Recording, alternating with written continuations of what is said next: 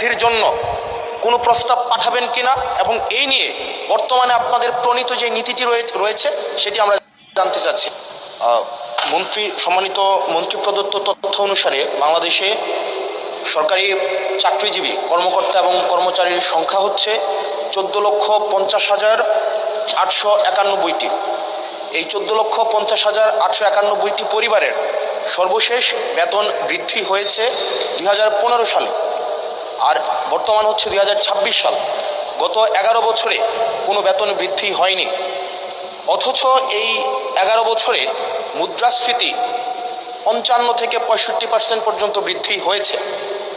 মাননীয় মন্ত্রী মহোদয়ের কাছে প্রশ্ন, এই 14,50,891টি যে পরিবার রয়েছে, প্রথম শ্রেণী থেকে চতুর্থ শ্রেণী কর্মকর্তা এবং কর্মচারীদের বেতন বৃদ্ধির জন্য, যদি এটি আপনার মন্ত্রণালয়ের না, আপনারা অর্থ মন্ত্রণালয়ে তাদের বেতন বৃদ্ধির জন্য কোনো প্রস্তাব পাঠাবেন কিনা এবং এই নিয়ে বর্তমানে আপনাদের প্রণীত যে নীতিটি রয়েছে সেটি আমরা জানতে চাচ্ছি।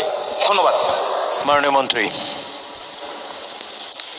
মাননীয় স্পিকার, ইতিমধ্যেই পে কমিশন গঠিত হয়েছে আমরা জানি। তো বিষয়টি অর্থ মন্ত্রণালয়ের আওতাধীন, আর এই বিষয়ে যদি পৃথক নোটিশ দেওয়া হয় তাহলে এ বিষয়ে বিস্তারিত মহান জাতীয় সংসদে মাননীয় সদস্যের উত্তরের জন্য উপস্থাপন করা হবে। মাননীয় স্পিকার, ধন্যবাদ।